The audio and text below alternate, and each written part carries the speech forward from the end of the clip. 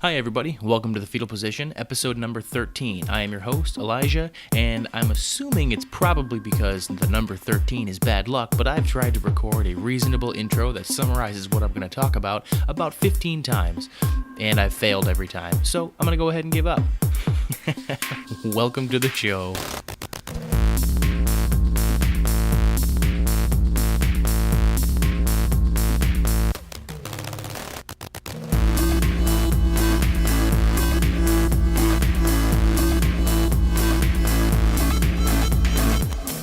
Man, it just feels so much better to be free of a script. I don't know how people do it where they read things like the teleprompters and stuff. All the people like, politicians and whatnot, where they read stuff off of the teleprompter. I can't do that. I sound weird when I'm reading. If you want to know what I sound like when I'm reading, just go back and listen to episode number 1. I read something for the entire time.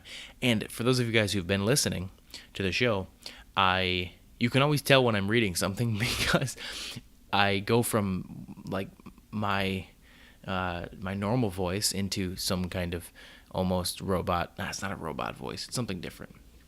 Anyway, that's not one of the things that I wanted to talk about today. I am currently sitting in a hotel room on a business trip, which sounds weird to me because it doesn't seem like a business trip. But I'm here with the company that I work for, and the air conditioning just kicked on. I thought I told it not to. Hang on, I'll be right back. All right, hopefully that's better. I turned the heat up in here till, not heat, but I turned it up so that the cooler does not turn on until it's 80. It's going to be uncomfortable. It was 97. It felt like 97 today. Anyway, well, you know what? Because I'm already talking about my job, I want to dive into something that is a little bit on the personal side, but because it does deal with my expertise in this area, I have to confess something. I got fired from my job at Thermo Fisher as a cell culture lab tech. Now, it's not easy for me to say, and it is my fault. I know that it is. I'm not going to go into too many details, but I violated company policy in a way that was fireable. And I did it on purpose. Now, it's nothing bad per se, like nobody's health is affected or whatever, but I did something really stupid. And now I'm back at my old job at the RV company, Colton RV, and I am doing what I was doing before I got the job at Thermo Fisher, which is RV videography. I am doing basically video marketing, and I'm doing walkthroughs and stuff for RVs. And the reason I'm on a business trip is because there's a huge show for RVs in Hershey, Pennsylvania, and that's where I am now. I'm actually on the 10th floor in a Sheraton hotel, and I have a balcony. Right? Nobody else has got a balcony that's with the company. That just shows how much they like me, except they spelled my name wrong on my name tag. Anyway, so before I dive into what the other abortion-related stuff, I just wanted to use this because I know that I've gotten some good feedback from people who have said that they really appreciate the stuff that I'm doing on abortion, but they also like the kind of the secondary issues that I talk about. So I'm not going to do too much of this talking about my losing my job, but I do want to reflect a little bit on it because I've been doing a lot of that, and so. It's interesting because when I graduated in 2013, I had a degree in biology, and my goal was to eventually be a genetic counselor. For those of you guys who don't know what a genetic counselor is, it is a person who basically, if you and your significant other come to me and say, hey, my significant other and I want to have a baby, a biological child, and my wife or my husband has a particular genetic predisposition to a disease, I can, or I will be able to, if I become a genetic counselor will look at your family history, possibly do a genome sequence, send it to a lab, do a genome sequence, get the results back, and interpret those results in a way that will allow you to make a good decision. However, being pro-life means that I will never, as a genetic counselor, recommend abortion. So if someone comes to me and says, hey, I would like a genetic screening done on my child, we think that he may have this or he may have that, and even if it's really early on in the pregnancy, let's say that amniocentesis is a procedure that oh, by the way, if you hear something in the background, it's not my roommate. I don't room with anybody, but might be the next door people. So ignore that, please. Hopefully. Anyway, so a genetic counselor will recommend what you can and cannot, or what you should do with the information. And if, as a pro-life genetic counselor, I will never recommend an abortion. And so if a woman comes to me and says, or a couple, well, a woman, yeah, either way, a pregnant woman, couple, whatever, comes to me and says, hey, my child might have this disease, what can I do? I will never recommend an abortion. Well, okay, so I can't say I will never recommend an abortion. The only time I would ever recommend, see, this sounds weird to say that I'm recommending an abortion, but it's not. I'm recommending that a woman undergo an abortion procedure primarily to save her life. And I don't mean this vague terminology of whether or not a woman can save her life as if she's having minor depression because of pregnancy. That's not it. I mean legitimate. The baby has implanted really far up into the woman's abdomen, and it is not possible to save it. The pregnancy, I mean, and the only option is either two people die, meaning the unborn child and the woman dies, or the unborn child dies. The goal in this procedure is to save a life, not end one.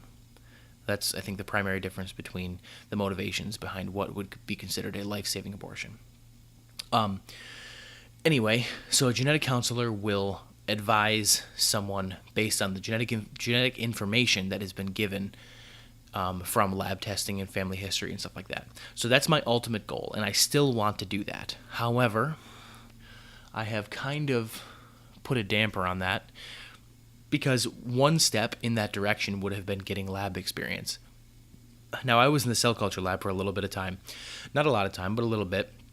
So I did get experience in a lab. So I'm hoping that will allow me to take a bigger step into a different type of lab. Unfortunately, a lot of lab work is clinical lab stuff, and that requires a lab certification in clinical lab studies and all this other stuff. And at the moment right now, with my wife stays at home with the kids, and it's a 2-year-old and a 2-month-old, I cannot go back to school. It just doesn't work out like that. Not if I want to see my kids anyway. But okay, so my goal is to get into a lab that eventually leads me into a genomics lab, and or possibly getting into taking part-time classes or something. That was the cool thing about Thermo Fisher. And honestly, dude, the Thermo Fisher is a great company to work for. They had tuition reimbursement, and they had competitive salary. It was just so great. And I screwed up.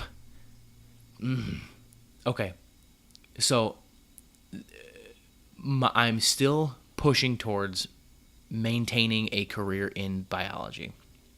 I am, however, unable to just sit at home and do nothing. So in the meantime, I am doing RV video work.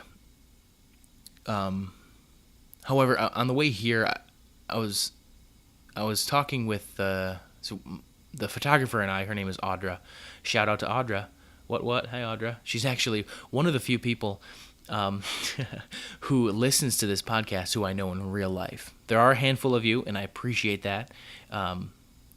Pastor Dathan, Yep, what up, Pastor Nathan and Emily, and my wife, because she's always supportive. But other than that, there really aren't too many people that I know in real life. The bulk of my audience, wow, I'm going all over the place. I'm sorry today. The bulk of my audience is very much online based. Anyway, so I was having a conversation with Audra on the way here, and she basically asked me how I was going to approach if an interview was going well, or if I was in an interview and the interviewer says, okay, so it says here in your resume that you were in the cell culture lab until August of 2016. Why did you leave? I will have to be perfectly honest and say that I left because I was fired. And I'll have to describe that. Now, I told her that depending on how the interview was going, I could go one of two directions. If the interview was going well, I was going to ask if they had ever seen the movie Tangled. And if they had, then I would describe the scene. But if they hadn't, then I would describe the scene with more detail. And assuming that you have not seen it, so there's a scene in there where Flynn Rider he has a frying pan, and he's running away from the castle guards and this horse named Maximus, I think his name is. And Maximus has a sword in his mouth, and he comes busting out this cave, and Maximus starts fighting Flynn Rider, and Flynn Rider, like I said, has a frying pan, and at this point, he shouts over to Rapunzel and says this. You should know that this is the strangest thing I've ever done! And that's when Maximus wins, and then he drops the frying pan. Now, you may say to yourself, Self, I know where this is going. And you'd be right. The entire time that I was doing what I was doing, which involved basically, essentially making up a story about when I did something instead of just coming straight out and admitting it that I did it the incorrect day, it was the strangest thing I'd ever done. My wife knows, I know, everyone else who knows me knows that I'm a terrible liar. I don't know what tells I have, I don't know what I do, but I don't even care because lying is not worth it.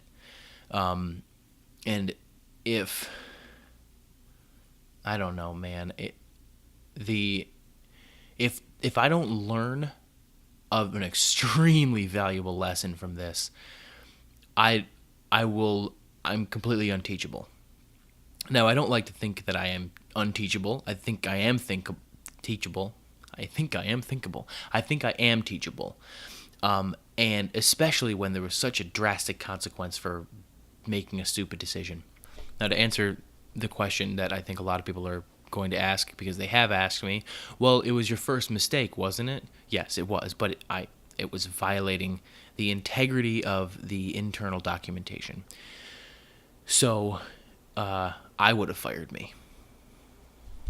And I don't mean this is my first mistake ever, that I was a perfect employee until then. I made little mistakes, but this was like the first mistake that would require disciplinary action.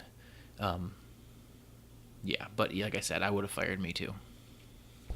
So to answer Audra's question, what would I say to a potential employer who is looking to hire me but wants to know why I got fired, is I am just going to genuinely focus on the fact that this is the hardest lesson I think I've ever had to learn.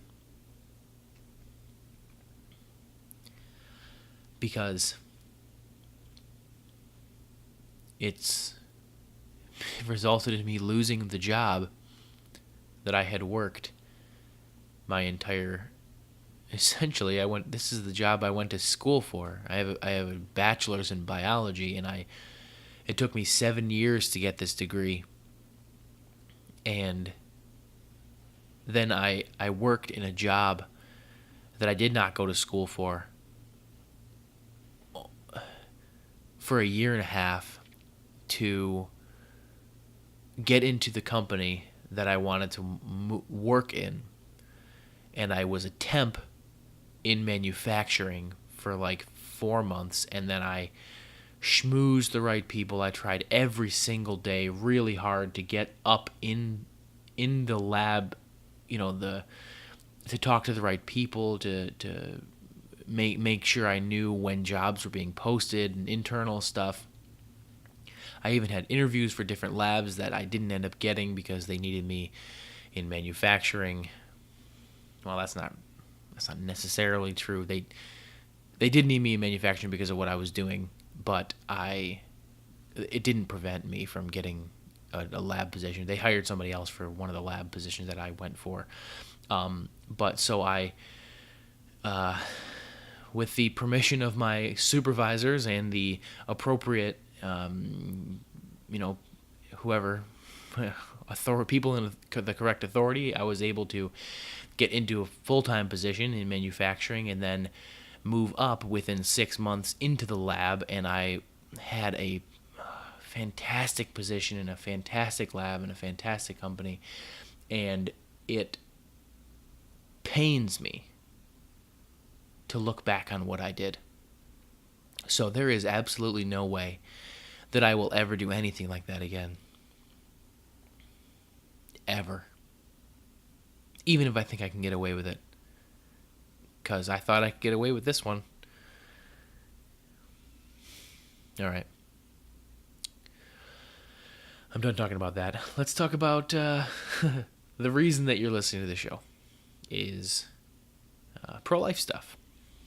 So, like I tried to do at the beginning of the episode, but I only have that like 8 or 10 seconds or whatever between the dubstep, between the part where it's like bing, and then the dubstep part actually starts.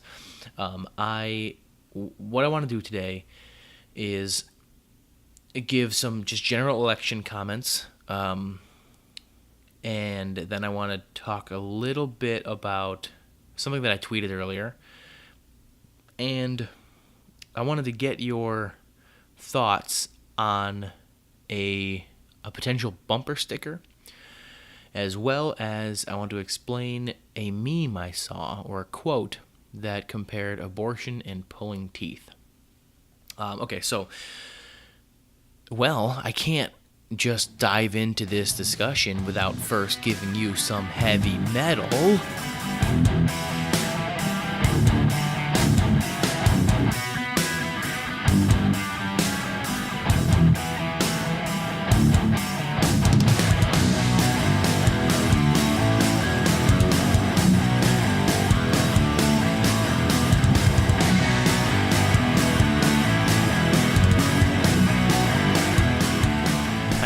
I know. You're welcome.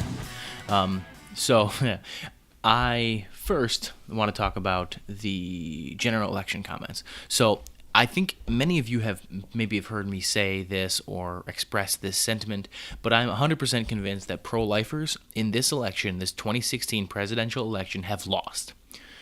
We do not have a candidate that represents a pro-life perspective. We do not have a candidate that will fight for the lives of the unborn. We don't even really have a candidate who, I don't know, wow, you hear that? It's raining and thundering. I mean, I'm on the top floor, so you might hear rain on the roof. Anyway, I don't even think we have a candidate necessarily that will even hold up his own party's particular stance on abortion. And yes, I'm talking about Donald Trump in this case. Because typically, the Republicans and the conservatives are pro-life. That's a major talking point that a lot of them have, and that is probably one of the reasons that many people vote for them.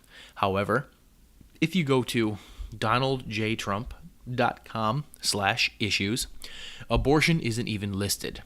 He has videos on supporting Trump University. He has a video on the establishment, the trade war, making deals with Congress, law enforcement, respect, first day in office, competent leadership, drug epidemic, Second Amendment, a bunch of other stuff. And not a single video that he has made touches on abortion, which tells me, at very least, he puts it below issues like making deals with Congress and his particular position on competent leadership and political correctness and self-funding and unifying the nation. And so he puts it below all of these other things, even life-changing experiences. Come on, dude. Really? You're the Republican nominee. say 3 minutes, 30 seconds about abortion. I don't care.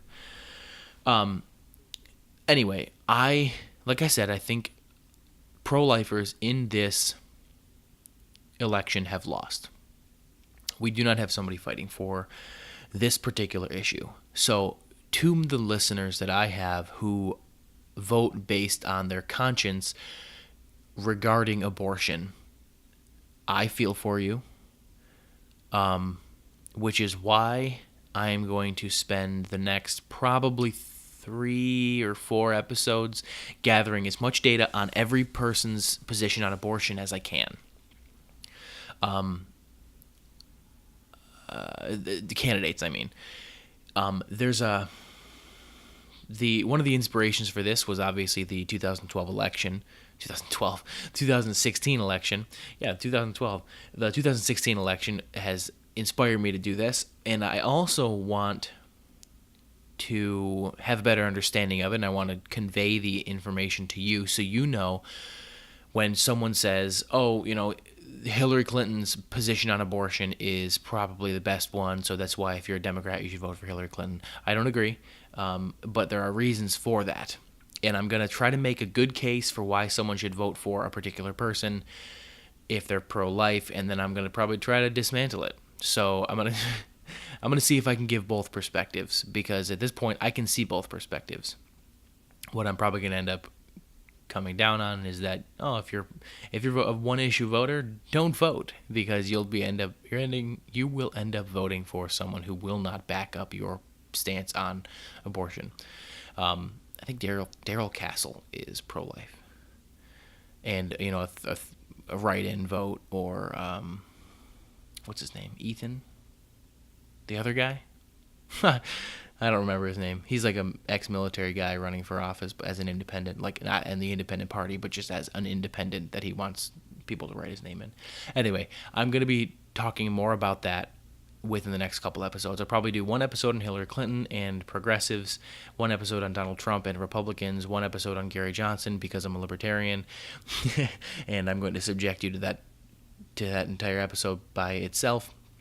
Just libertarianism, and then I'll probably focus on one episode of overview of Daryl Castle, Jill Stein, and that other dude who I cannot remember his name. Yep, got it. Evan McMullin. Had to look it up. Evan McMullin. Evan McMullin. For whatever reason, I know nothing about this dude, but for whatever reason, he's making very tiny waves. Hey, whatever. We'll talk about him too, along with the other 2 very third-party candidates. At least with libertarianism, they're like at I think they're polling now at like 9 or 10%. But I mean those polls are dumb. Anyway, because they constantly fluctuate. All right. Anyway, so the next thing I want to talk about. Oh, anyway, before I move on from that, if you guys have any information on like a particular, like why pro-lifers should vote for Trump or why pro-lifers should vote for Hillary, send it my way. You can find me on Twitter. That's probably the best way to get me, because that's the only app other than email and Facebook Messenger that I have pushed to my phone, and of course the phone calls and messages. But that's one of the only things that actually gets pushed to my phone is Twitter. So if you direct message me on Twitter, I will probably respond pretty quickly, because now that I have this job, it allows me to do that, because I constantly have headphones in my ears. That being said, if you have information on anything you think would be valuable for those episodes, shoot me a message. I am also going to be a guest on a really awesome podcast called A Clear Lens. You can find them on. Just look for them on Google, A Clear Lens, like a lens that is clear. Or you can go to their website, which is just clearlens, CLEARLENS.org. I'm going to be on their show talking about this show and the different presidential candidates on abortion. And so my hope is to give a detailed analysis on my show with quotes and all that other good stuff. And then once I go on their show, I'll be able to do a summarizing, interview of the whole thing. Plus, they said that one of the the guys who does it, Gene, says that he wanted to ask me some like the harder pro-choice questions. So that should be interesting. I'll let you guys know when that happens. But before, if they're Christian apologetics and worldview kind of podcasts. So if you're into that, check them out. And if not, check them out anyway, because the host, Nate Sala, I think he's my spirit animal. He's a very funny guy. But yeah, I'll let you know when I get on that show and when that episode pops up. The next thing I want to talk about is something I tweeted out on September 2nd, so a little while ago. I said, there is no inherent contradiction between passing pro-life legislation while also being in favor of better access to birth control. And then a second tweet that accompanied that was, many people think there is only one way to reduce abortion rates. That is either pro-life legislation or birth control access. Perhaps both. Now, I'm kind of reaching out to you guys with this one. I want some good information on the effectiveness of birth control when it comes to reducing abortion rates specifically. Unfortunately, I think what we're probably going to find is research that has been done specifically on when birth control is a mandatory requirement for employers to give to their employees through their health insurance, or if health insurance is forced to provide birth control.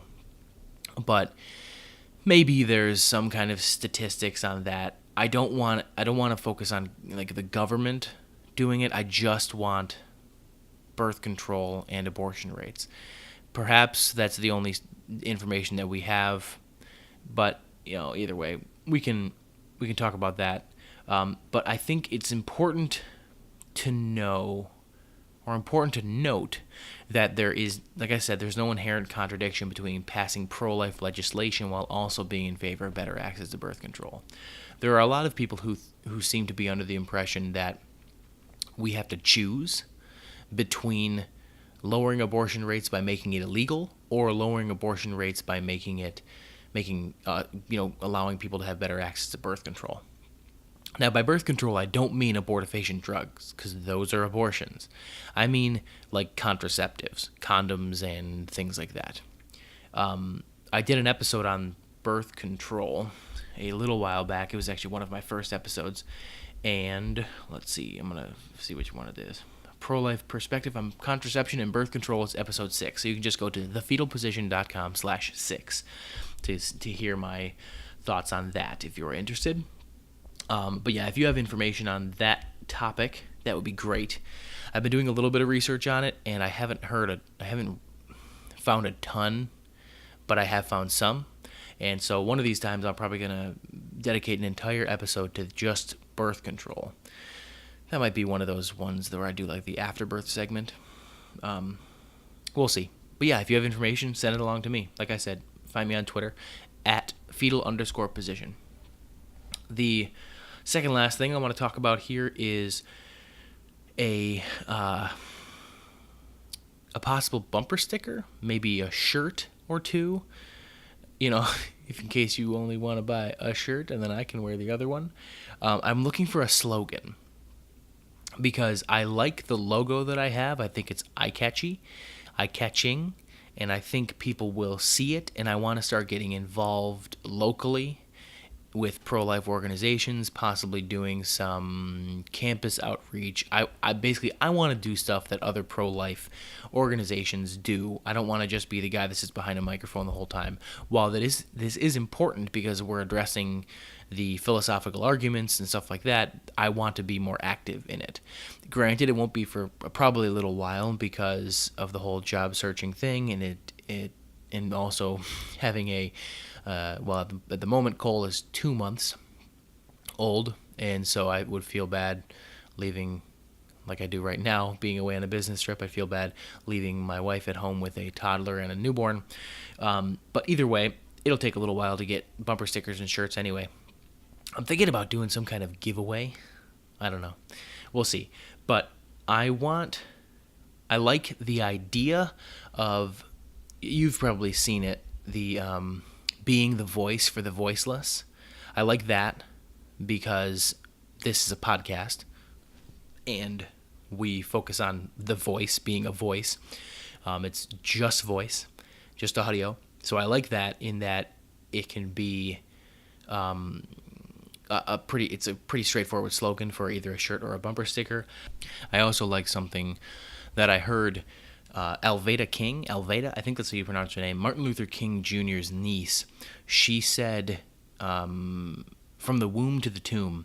And I like that too, because I could say something like protecting the value of life, or protecting human life from the womb to the tomb. So if you guys have an idea, send me a message. This is a very outreach kind of podcast episode.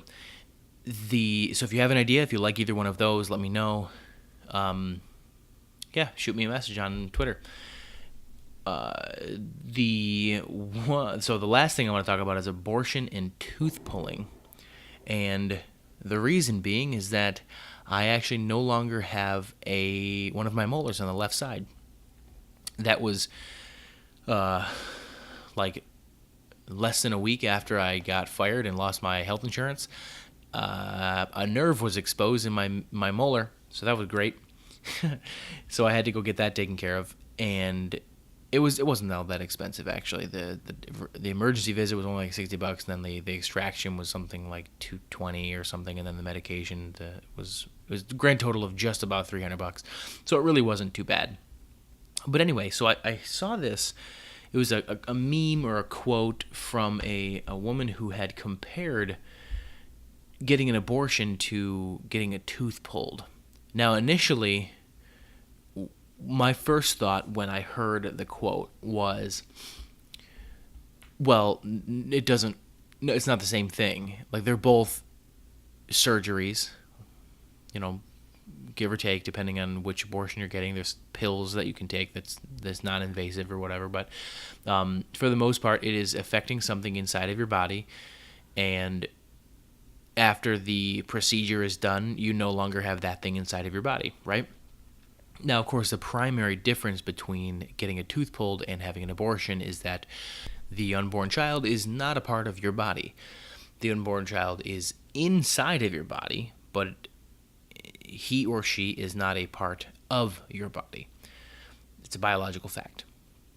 If you're interested in why that is a biological fact, you can go back to episode 11.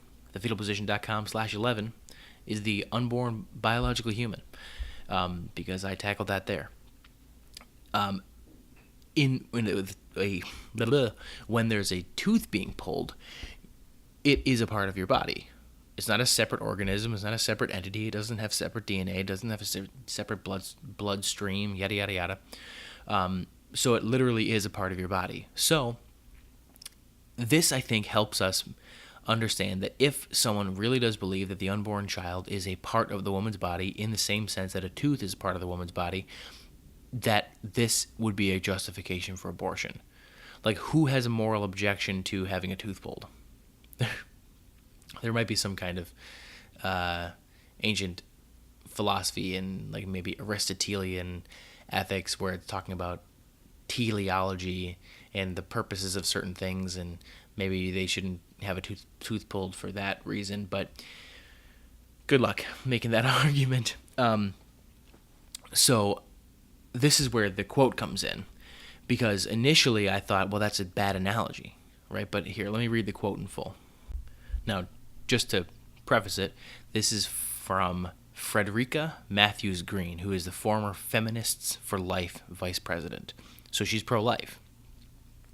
Now, that immediately would change the perspective of, like, how you think it's coming from. She is not arguing for abortion in this case. She's just talking about abortion. So she says, no one wants an abortion as she wants an ice cream cone or a Porsche.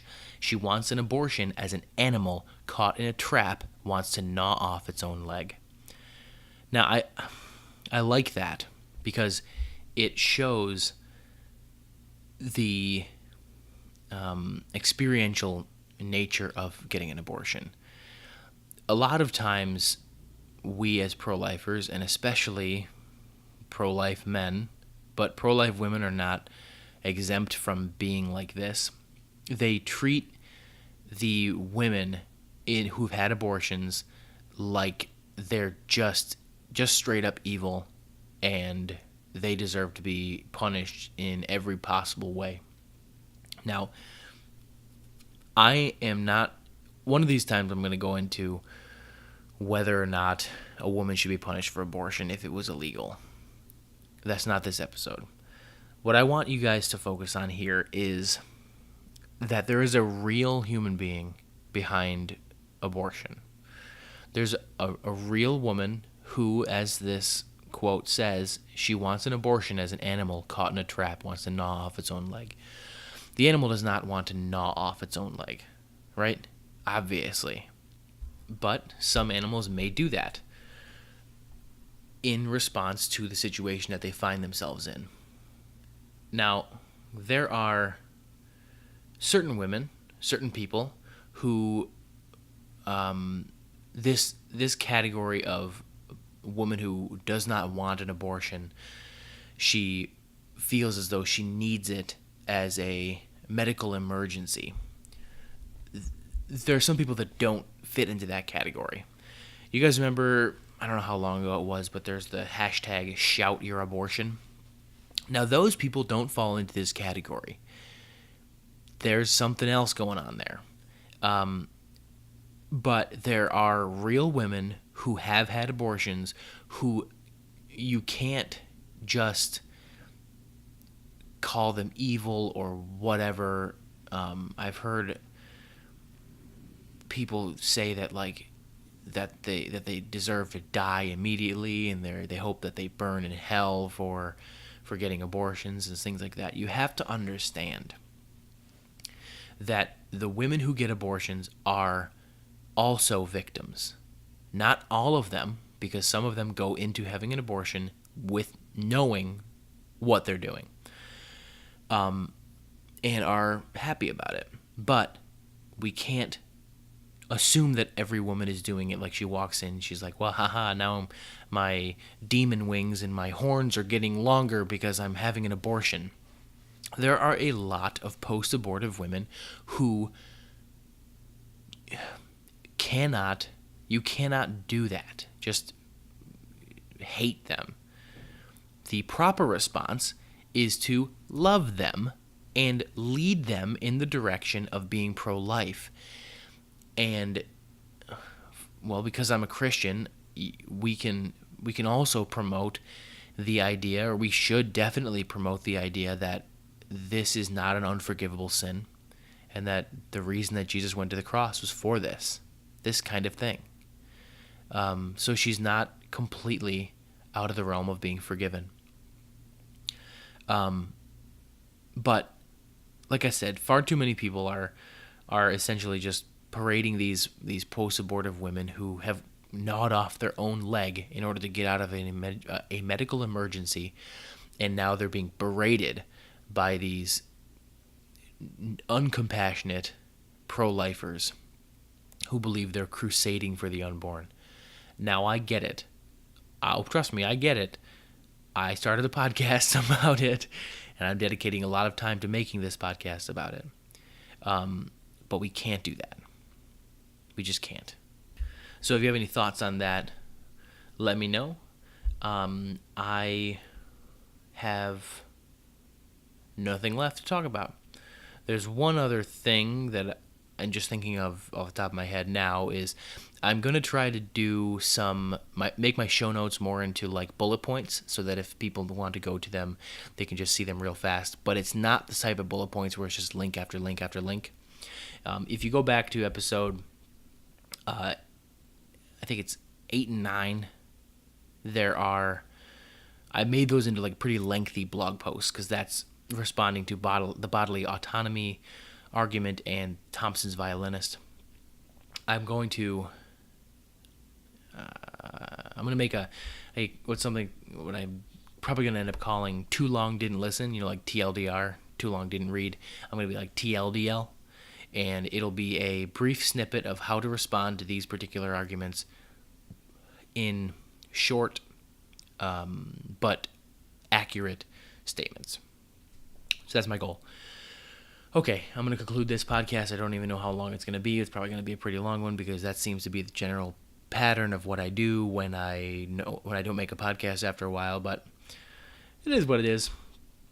So, yeah, if you have any comments, feel free to reach out to me on Twitter at fetal_position. We have the closed Facebook group, which is thefetalposition.com/Facebook, and we have a likable page that you can find that at facebook.com/fetalposition.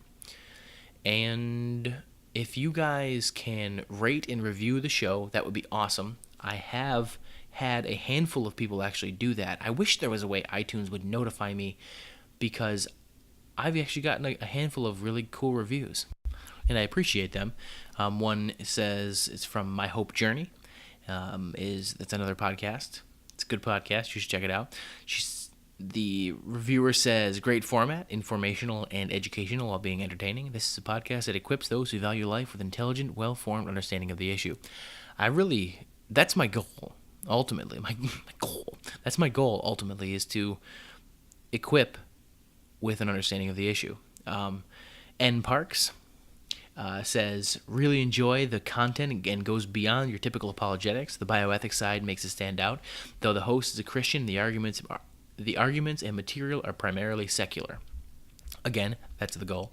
I don't want to rely on Christianity to try to make my point here. And actually, I'm going to see if I can get somebody on here to talk exclusively about being pro-life and being Christian, although I could probably do it.